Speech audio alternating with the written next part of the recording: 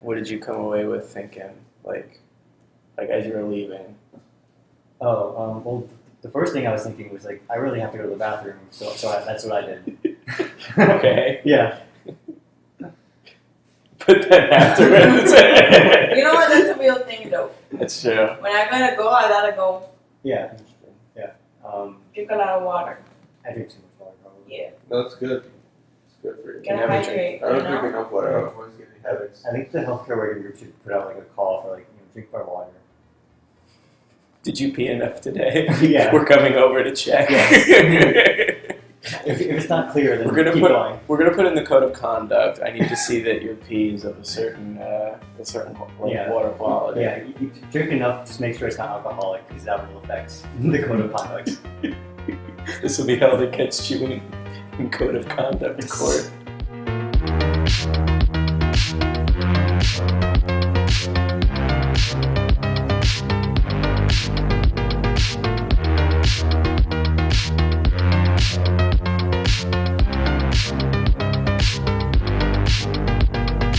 All right, welcome to episode 3 of Red Tide Radio. My name is Jerry. I'm outgoing secretary of the Miami DSA. My name is Sean, incoming communications coordinator of Miami DSA. I'm Tomas, the incoming co-chair of Miami DSA. I'm Laura. You're also on the steering committee. So Yes, and I'm also on the steering committee. No role.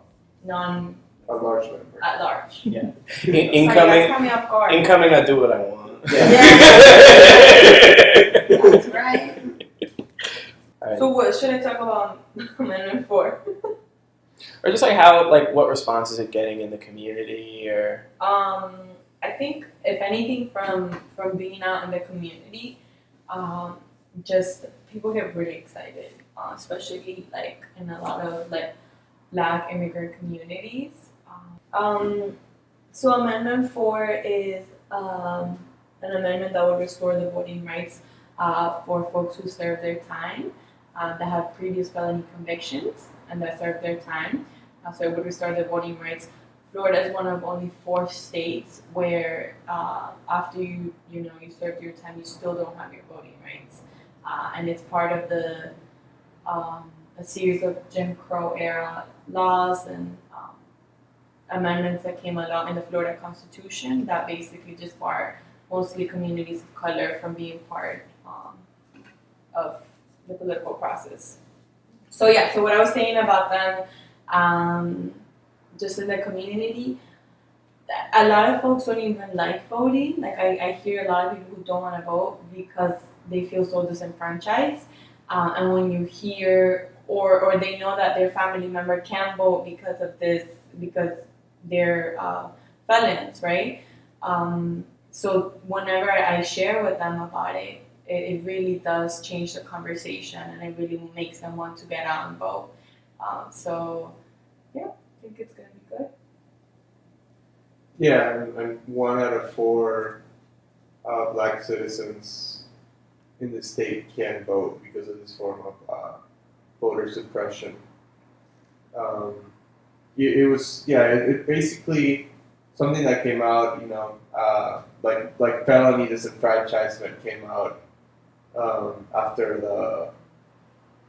the abolition of slavery as a way of preempting the potential of black people having the right to vote, and it was basically put into overdrive with the passage of the Civil Rights Act. It's the Florida Constitution, like I said. Charlie Crist and Jeb Bush were the previous Republican governors before Rick Scott. They had relaxed the rules, especially Charlie Crist. So people were able to get their rights restored easier. But once Rick Scott took office, he made it close to impossible. You basically meet. You go through a process that takes 5 to 7 years, depending on the seriousness of your crime, to get your rights restored, and then you have to go and appear before what they call the clemency board, where you have to go to Tallahassee and meet before Rick Scott and the rest of his cabinet, and you have to make your case, and then Rick Scott can basically like thumb up or thumb down your case. And the clemency board meets four times a year. It's like incredibly backlogged, so it can take years to just get an appointment at all. So imagine you do this 5 to 7 year process. You go before this clemency board. It can take years to get an appearance date, and then you're left, at the will of Rick Scott and like all the pieces of shit in his cabinet to basically like decide your fate, your civil rights.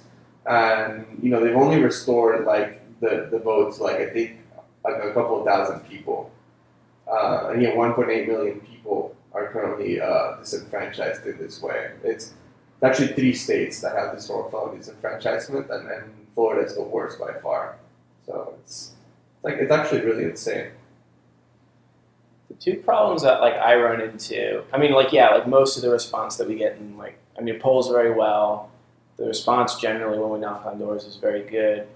When we get resistance, it usually takes one of 2 forms. The most common is, this is actually something that I find like for people who are returning citizens themselves, is when you try to expand it to prison abolition, they'll respond, well, I don't know, like there are some guys that I met in there and you don't want them back out on the streets. Like there's still a reflexive like, no, we still have a societal need for prisons. Like when you try to expand Amendment 4 to an anti-prison line, you'll get pushback. The other one is more nefarious, and it comes from the right, which is like they'll describe, you're trying to get as many people of color in the voting rolls so you can undo and it's just like what you're describing is called neo-Confederacy, and yes, that is what I'm trying to do. Like you're describing racist voter laws. Like No. I'm not as interested in like combating that, but like it is just such a common meme that it's just like the fact that it's reflexively seen as a bad thing to want to like undo neo-Confederacy. I remember when I was doing petitioning for Amendment 4, this one time, this dude, like I was somewhere in Davie or like where was it? Somewhere in Fort Lauderdale or something like that.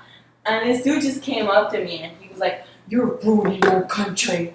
And then he was like, and then he's literally starting picking a fight with me, and everybody was just like, "You look so." He's like, "I'm a cop. I know those guys, and you're destroying our country."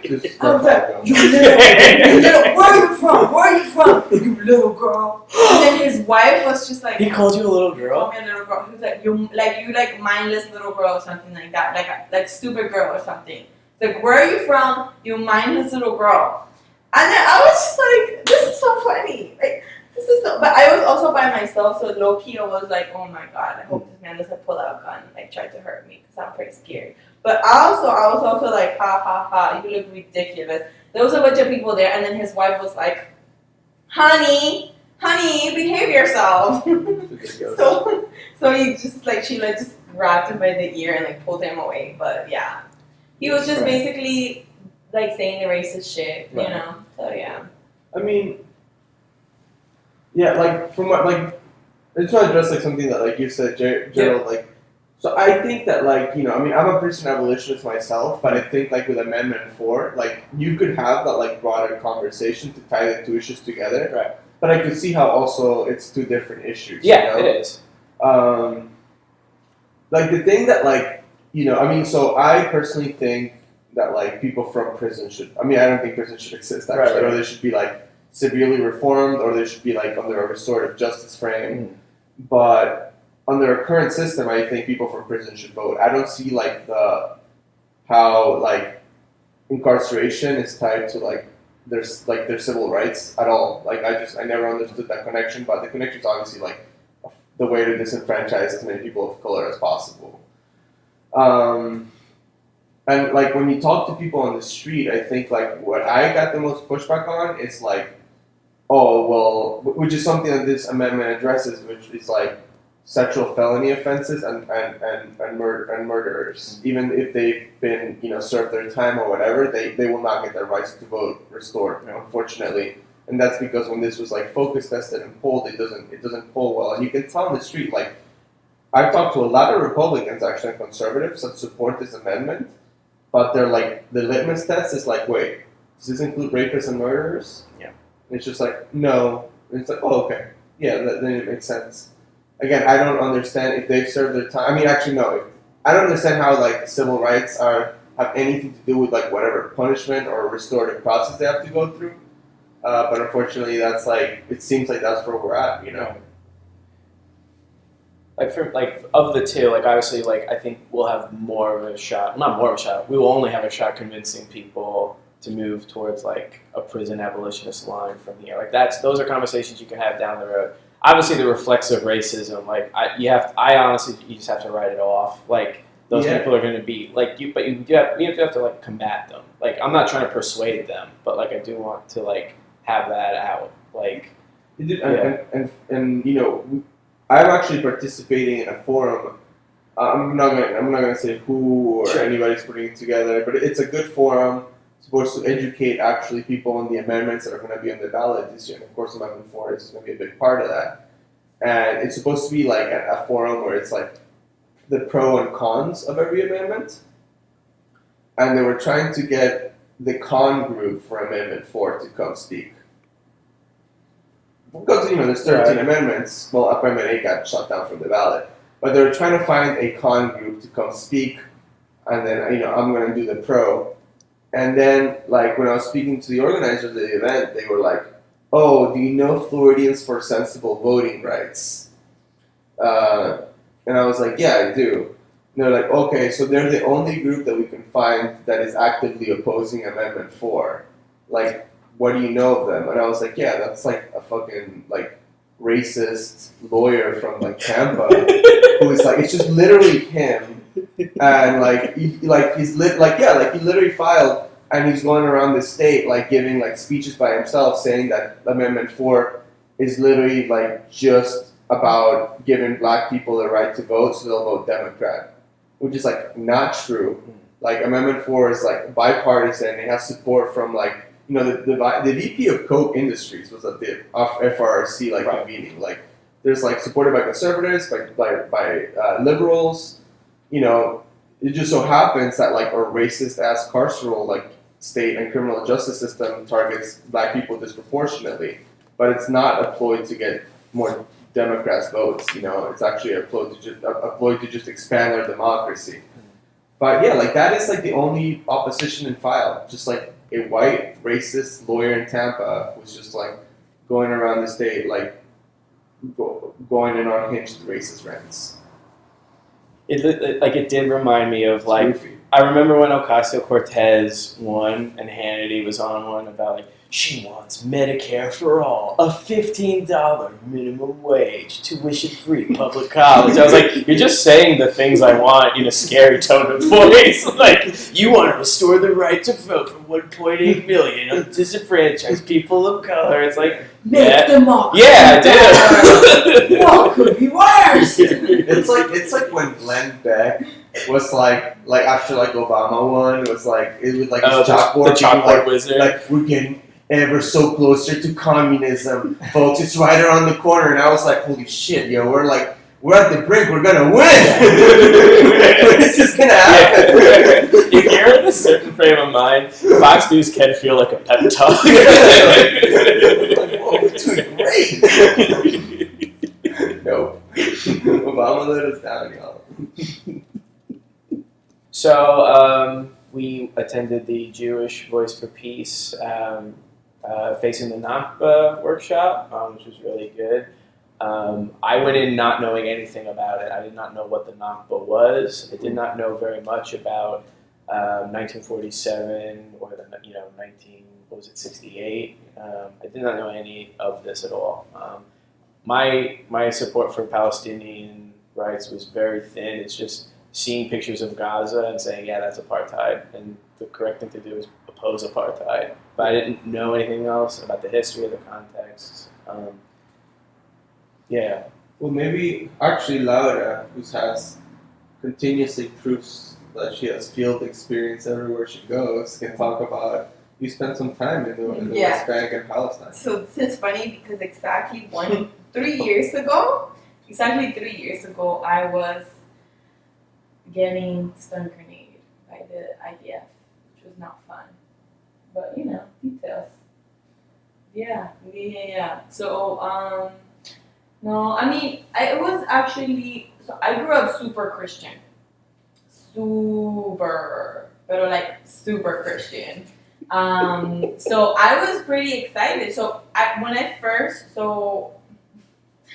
I went to the Middle East, right? And I went to Palestine through GW. So I wanted to go to the West Bank, but they didn't allow us to go at all. And I wanted to take a semester away because I didn't want to stay in DC with all the snobby people. I was so tired of them after 1 year. So I decided I wanted to go somewhere to the Middle East. My major didn't match with a lot of the programs in some of the other regions, and it wasn't going to come out as cheap. So then I ended up doing like Palestine, but in Haifa, which is occupied. I mean, everything is occupied, but it's like technically right to call it Israel. So it was in Haifa. With a lot of Palestinians that have Israeli passports. So it was a really interesting experience. When I first went, I think my thoughts on Israel were like, of course I knew that things were bad, and I was more liberal then. Like, I didn't really have like my progressive ideology set in stone yet. So I think when I first went, like I knew that I was gonna see some like difficult things. But honestly, after being there, it was just like, how the hell do y'all live with yourselves? Like, it's right in front of your faces. You're literally looking at all the locations where you displace people, and then you are okay with this. Like, how do you live with the memory of all of this? And that's why when we were in the workshop today, they tried to, I had not learned this while being there, but they changed the tombstones of like sheiks, and they moved them into rabbis, and it's just appalling. And some of the stories that I heard were very, really, hit home with some of the things and the experiences that a lot of Palestinians shared with me, especially like in the West Bank. So I don't know. I mean, and what's really disheartening is that like seeing that with what like Gillum said, and the position that he's put in politically. It's just, honestly, it makes me want to just cry myself to sleep. Yeah. So basically, Gillum, there was a policy paper that was posted by the Caucus of American Jews of the Florida Democratic Party that, I don't have it by memory, but basically said that he supports a two-state solution, which is, in our opinion, a deficient solution to the occupation, and also not only his opposition to BDS, the BDS movement, but also his support for an anti-BDS legislation that would basically penalize businesses in Florida from doing any sort of economic transactions with the state if they support BDS. Which is obviously not only like a human rights issue from the standpoint of what's happening in the region, but also like a constitutional and First Amendment issue because, regardless of whether you support BDS or not, or you support the Israeli occupation or not, like, people should be able to do whatever they want with their dollars, like politically speaking. So it's just, we all here supported and support Gillum still. We're still gonna, at least personally, like, I'm still gonna do everything in my power to get him elected. Same. I think he's a great guy, and I think his vision for Florida is where we need to go. But, we're not gonna agree on everything, and this is a big one because what's happening in Palestine is atrocious. From the workshop, the worst thing of the things that I saw was they will bar you from tending to like the graves of Palestinians. Like they will either section it off or they will make it into like a military base zone or like some protected security area, which like to me it was obvious, like just trying to reinforce the notion that like they're not worth a damn when they're dead, so don't worry about them while they're alive. Like just trying to like hammer that into people's heads. Like I don't know why you'd have a policy on graves specifically, but like now like saying, oh, if like I don't even want to hear about it. I don't even want to hear about it, or you're going to jail. Like that is basically like criminalizing speech about it. To say nothing about like, it is basically just like making consumption choices so as to move the needle on an occupation. So it's like very disheartening that like they put thought into it and this was the thought that they had. Like I'd rather them just be like, I don't even know what that is. I don't know. Yeah. I'd rather no thoughts than bad thoughts. Yeah, I mean, one other thing that like really struck me. I mean, I already knew about this, but just like how visual the presentation was. Because I've had like like a lot of Israeli friends who are Zionists and just people that I know who are Zionists that like I'm not gonna like not be friends with them. I mean, I'm not gonna draw people unless they're like explicitly like racist or like like genocidal, basically. I mean, they're still genocidal, but like like people who are like knowingly like I support like ethnic cleansing of Palestinians, deliberately genocide. Yeah, but I've met people who are like soft Zionists who I've just had like intense conversations with and like disagreements, and I've been like, no, like what's happening there is fucked up, and like if you can't see it, then like I'm just gonna be on, like I'm not gonna like sugarcoat it for you, but like a lot of like what they say is like, oh, like well, like the Palestinians weren't making use of the Palestinians weren't making use of the land, like they like those lands were not irrigated, they were not farming, they were not building, they were nomads, and like basically like painting them as like this like barbarians that were just kind of like herding camels through the desert, and it's just like no, like that's not true, like what they say, like a land without people. No, like they were like established like settlements and villages and cities, there that were like either like leveled or like people were forced out of and reoccupied. And like how like in the presentation they would have like a picture from present day, and then they would scroll it back, and it was like a picture from like before the occupation, which is like really shocking, and how like they went, like you could see that like no, like this land was like actually like it was used to like its potential, I don't know, it's just like they weren't just like, even if there were nomads, there's nothing wrong with that, but like that's just not like the truth. There was this one part where there were like pictures on the wall of various things that are like have been occupied, and like underneath that was like a description of what what it was. And one of them was like this ruined building, but like it was like the bottom half was like this old Palestinian building that had been like destroyed, but the top half was just like this glass, like it was like they turned the ruins into like a museum, but like I don't know, I thought that was like a good visual metaphor, like Israeli just sitting right on top of like the destroyed ruins of Palestine. Well, a good thing that came out of that is that Miami DSA is going to be setting up a working group to work on BDS and Palestinian rights organizing and see how we can connect with other groups and support. So excited for that. I hope it starts with BDS. I hope like we can blossom, like especially with the work we're doing with like the Colombian progressives group, like maybe like an international solidarity working group of trying to identify struggles around the world and whatever we can do materially, to support that work, That would be cool, like a international working group. That would be really cool. So at the next meeting, let's make it up. Yeah, Let's do it. yeah. Two of the people at the workshop today are from Dream Defenders, so like they do BDS, like, that's like their thing. Shout out to Dream Defenders. Yeah, shout out to Dream Defenders. So like they Friends could, of the Friends show, of the friends show. of the show. friends of the show. So like what I'm saying is like they could probably help us out too. Absolutely. Yeah. I mean, yeah. At the end, I think there's a general consensus that like we want to continue working with Dream Defenders, DSA, and JVP. So I'm hoping that materializes.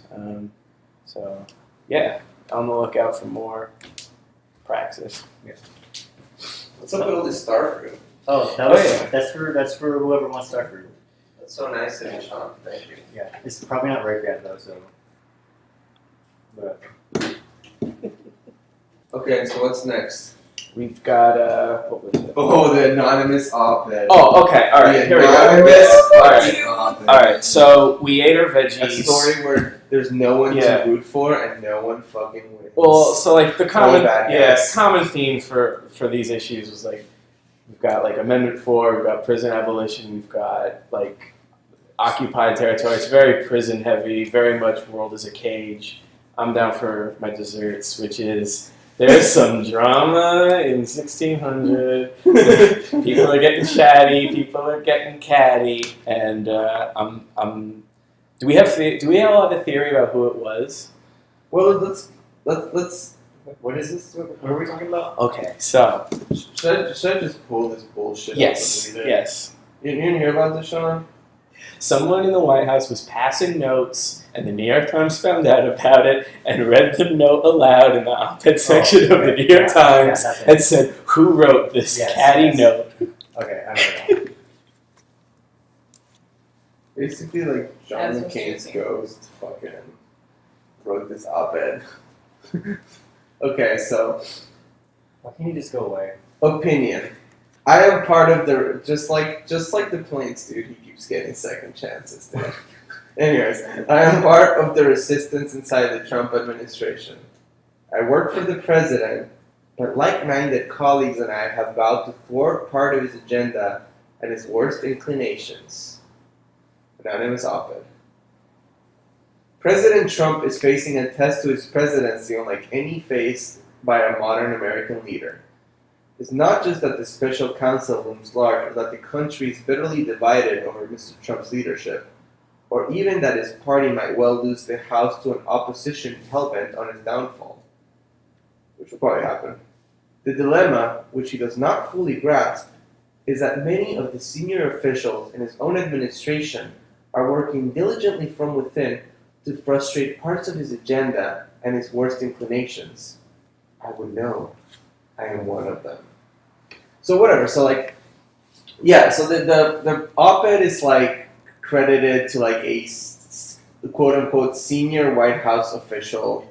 It's anonymous. It's from the New York Times, so they have like it's from a senior White House official.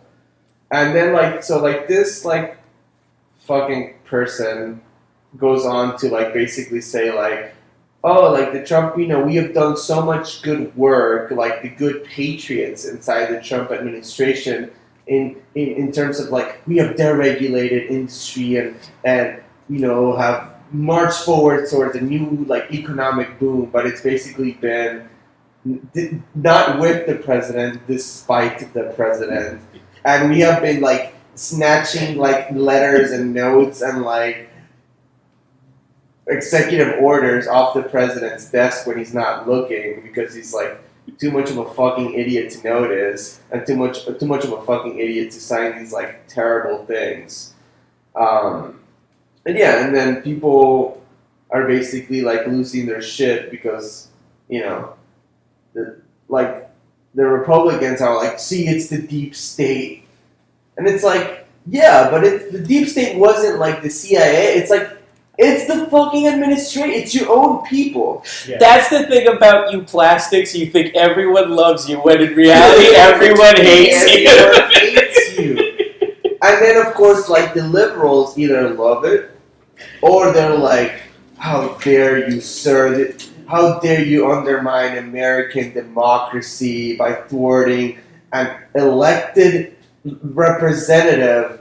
How dare you take it upon yourself?" And it's like, That sounds pretty good to me. but it's how are you still so fucking naive to think that we have like an American, the same fucking liberals that are like Russia like undermined our democracy and like installed Trump like undemocratically are now like, well, they're they're undemocratically like undermining our democratically. It's like there's no consistency there. Like no one has any consistency. Everyone in this story is a fucking loser. It's terrible. So fans of CRTV will already know the meme all last year was things have the appearance of looking incompetent in Trump world because Obama's old holdovers are gumming up the works. Roads. Yeah, basically doing like Tom and Jerry tactics on him and like tying his shoelaces together. So if he trips, it's because George Soros snuck in and tied them and together. It's like, oh wait, no. And I was like, no. Kelly and Dan Coates. The people who I hired hate me, which has been the consistent theme throughout my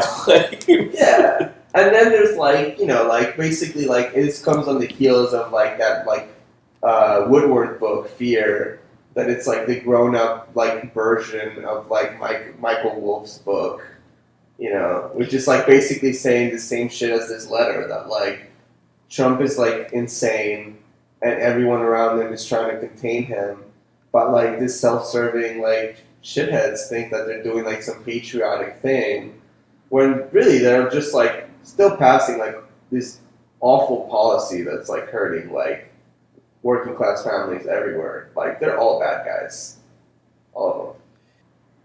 It's kind of fun. It's kind of fun, but it's just so sad. I don't know. Do you think Bob Woodward and Michael Wolff would do a joint tour together? Because now Michael Wolff does look a lot more like legit than he did, 6 months ago. What I do wonder, I'm so sorry. I do wonder is like what was this person thinking when they wrote this? Oh, I'll tell you what they were thinking for sure. This is what they were thinking. So they basically are seeing that the walls are closing in around Trump.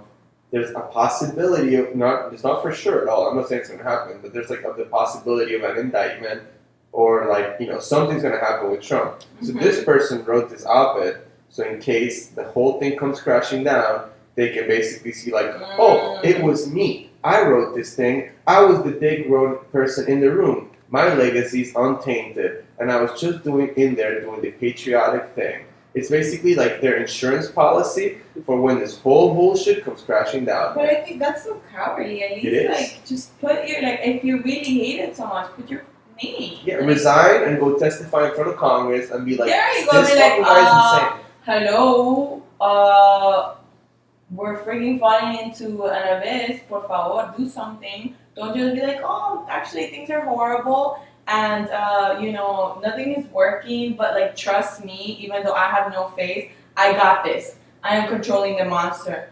What the hell? This is even more concerning. Like, no, which is great because then people will actually pay attention. But like, what was your point, sir? My favorite was like we thought about like doing the 25th Amendment and just getting him out of there because he can't do this job, but we didn't do that. So anyway, I'm covering my ass, but I'm covering my ass with the American flag, which fine. And by the way, which is offensive to the troops. To your point, if Woodward and Wolff are going to go on a joint book tour, Donna Brazil and Sarah Palin are on a joint speaking tour, so don't rule anything out, my friend. Every headliner needs an opening act. Every headliner needs an opening act. There you go. So okay, so let's go around and let's just guess or educated guess. Who do you think wrote the book? I mean the op-ed. So the best guess I've heard is that it's. Do you remember the guy who ran in 2012, John Huntsman Jr.? He's the current ambassador to Japan for Donald Trump. So he has the. I thought it was Russia. No, Japan. I think it is. Oh, really? I could be wrong. I'll check. I think it's Japan.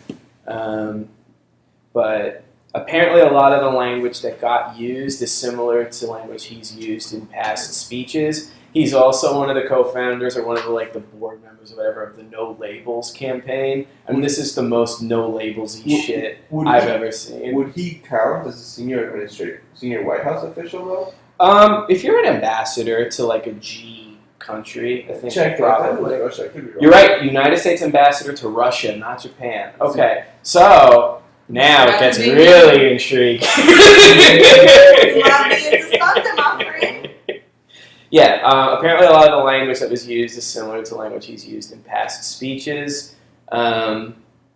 Basically, like, yeah, he's trying to fob off, like, oh, Donald Trump looks corrupt from the outside, but on the ground, we're being tough on, well, I guess it's Russia. We're being tough on Russia, which I guess he's going to probably say, if it comes out it was him, no, that was me. I was the one being tough on Russia. Trump didn't want to be tough on Russia, but I made him do it. Yeah, it's just ass covering. But I think, yeah, that's the best guess I've heard is, like, the speech patterns and the written words are very similar to stuff he's done in the past. I think that, like, the things that they're doing sounds very childish. Like, they're taking papers and, like, off the desk and playing pranks and stuff. So I think it might be Barron. It's fucking Barron. Yeah, His dad is the Joe Pesci in the Sticky Bandits, and he's Macaulay Culkin. It's like patriotic. that's Home the best Alone. thing I've heard all day. Sean takes the win, guys. I think Sean beat us all. That is like the I hottest can't say anything else. thing. Can you write this op-ed? Would Yes. Barron have needed help, or is he this loquacious all the time? Just is he a prodigy? If it's Barron, I take it all back. And Barron's cool. Yeah, if it's Barron, I'm like, I support you. I think he's just, like, getting to the age where he's done with cyberbullying. He's trying to do it in real life. To his dad. He's like owning people left and right in Fortnite and Yeah. like fucking owning his dad in like real life. You think his like gamer log and his like if there was a recording of his like Xbox Live like chat that it would expose like Barron is actually like He's anonymous. what if he was Q but knowingly pranking his father's supporters? Oh my god, dude. It's cute, dude. He's at the age where he knows how to troll. He's at the age where he would resent his dad for embarrassing his family and would only want to see him embarrassed further. The son must usurp the father. We know this from Game of Thrones. Yeah. Oh my god, that's awesome. Alright, so those are two theories. Tomas, do you have a take? I mean, I think it's probably like Dan Coates or like General Kelly, but like it could also be Barron. Who knows? I don't know. I'm gonna fucking fund it. I hope it's Barron. I go with Barron. Let's I go with Barron. I think it just fits my worldview. Like, I want it to be, he's so cute. I like him. Yeah. You know, he hates his dad. I hate his dad. It'd just be good. I think it's like he sees that his mom hates his dad, and I think he's much closer to his mom than his dad, so therefore it's transferred. Yeah. So he's protecting his mom by being catty in the New York Times op-ed section. Alright, y'all, so y'all heard it here first on Red Tide Radio. Thank you, Barron. Hottest take. Barron is the New York Times anonymous op-ed writer. I wonder what else he's written. I'm sure he was the source for a lot of the juiciest parts of Michael Wolff and Bob Woodward, right? Like, you think he just... Well, like, how else would you get such juicy stuff out of just people who've only known him for a few years? Like... Yeah, he's well, I was gonna say he doesn't know his dad for his whole life, but they probably don't He's spend like- time together at all. He's like the Trump White House's like deep throat. Like when all the president's men gets written, like Barron is gonna be like the main source for all these fucking journalists. It's so epic. Barron is going to ride a motorcycle off, down the pavement of 1600, and his friend's going to photograph it and be like, here come that boy. Oh shit, what up? What up? He's going to have, like, besides Oakley sunglasses. Yeah. When it all comes out, he's gonna know how to make the transition. He's gonna be like the reluctant hero of the resistance because he's Well, that's the thing. he's gonna be like cool enough to be like fuck this. I think But it's not gonna work. MSNBC probably so desperately wants to be done with Joy Ann Reid, and that would make the transition so much easier. It's like, who do we have that could be an instant draw? We'll have the boy. Barron replaces Joy and Reid in MSNBC. Oh my god. Oh my god. I was at the Canvas for Amendment 4?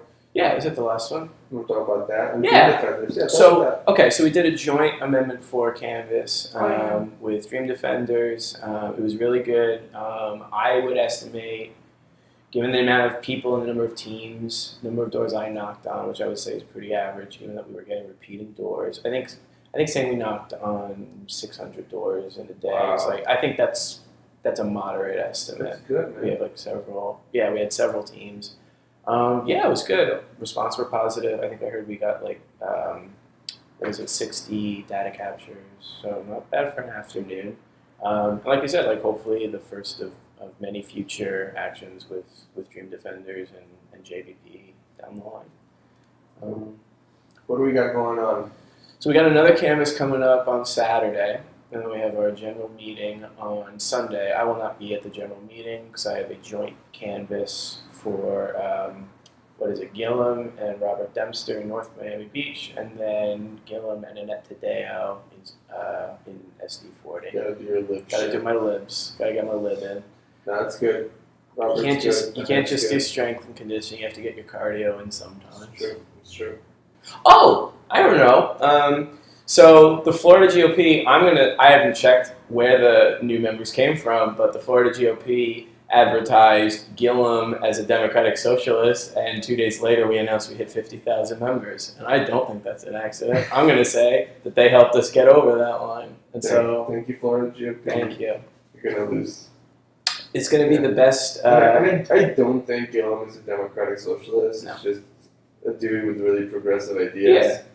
But nevertheless, thank you, Florida GOP, for the free publicity.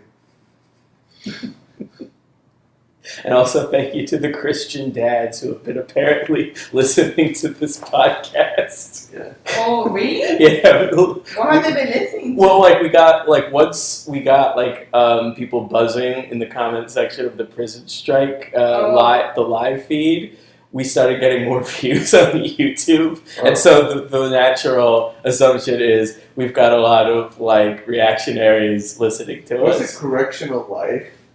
What's the Correctional Life Facebook page? There was basically prison guard life or something like that.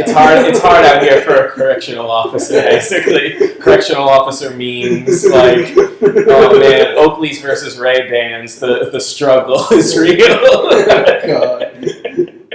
So scary. What else? I think we good. I think we're That's good. it. That's everything I can think of. Last thing. I'm crashing at Lily's apartment, and I have a dog. And if anyone ever wants to come hang out on South Beach and play with a dog, yeah, come on through. DM me for the address, and thank you very much, Lily, for letting me crash. All right, thanks very much, and we'll talk to you guys next time. Episode 4, hopefully. What is it? We'll be on the road with Woodward and Wolf. Oh my God, that would rule. And Barron. Barron. Secret source, secret informant, Bear. They are the plastics. It's Yeah. Michael Wolf, Bob Woodward, Barron Chump. They're Plastics 2018. All right, till next time. And Omarosa. All right, till next time, y'all. Bye-bye. Bye. Bye. I'm gonna say bye, though. Bye.